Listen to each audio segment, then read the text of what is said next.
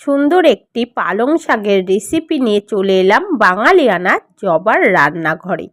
গ্যাসে কড়াই বসিয়ে কড়াইতে পরিমাণ মতো তেল দিয়ে তেলটাকে ভালো করে গরম করে নিয়ে 7-8টা চাল কুমড়োর বড়ি তেলে দিয়ে ভেজে তুলে নেব। সুন্দর করে ভেজে তুলে নিয়েছি। সেই তেলেই পাঁচফোড়ন, শুকনো লঙ্কা ফোড়নে দিয়ে 4-5 কোয়া থেতো করা রসুন, গোটা একটা পেঁয়াজ কুচি দিয়ে হালকা করে ভেজে নেব।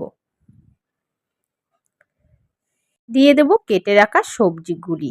এখানে সবজির মধ্যে আছে আলু, কুমড়ো, বেগুন, মূলো আর শিম। সবগুলো সবজিগুলিকে একসাথে কষিয়ে নেব।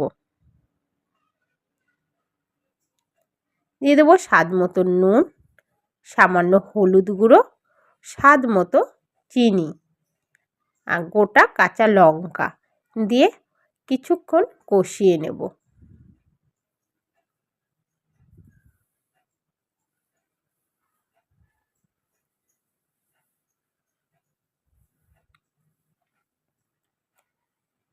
কিছুক্ষণ কষিয়ে নিয়ে কড়াইশুঁটি দিয়ে আরও 1 মিনিট কষিয়ে নেব। দিয়ে দেব কেটে ভালো করে ধুয়ে রাখা পালং শাক। আস্তে আস্তে মিশিয়ে নেব সবজির সাথে পালং শাকটাকে।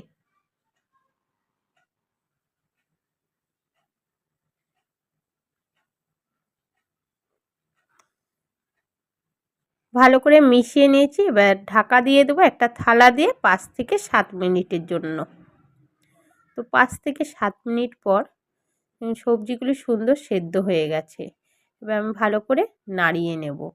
কিছুটা জলও রয়েছে, জলটাকে ভালো করে টানিয়ে নিতে হবে।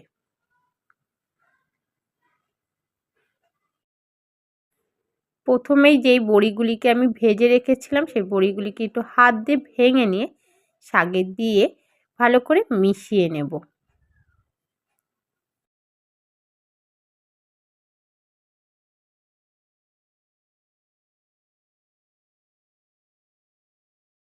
তো খুব ভালোভাবেই রেডি হয়ে গেল আমার পালং শাকের রেসিপিটা।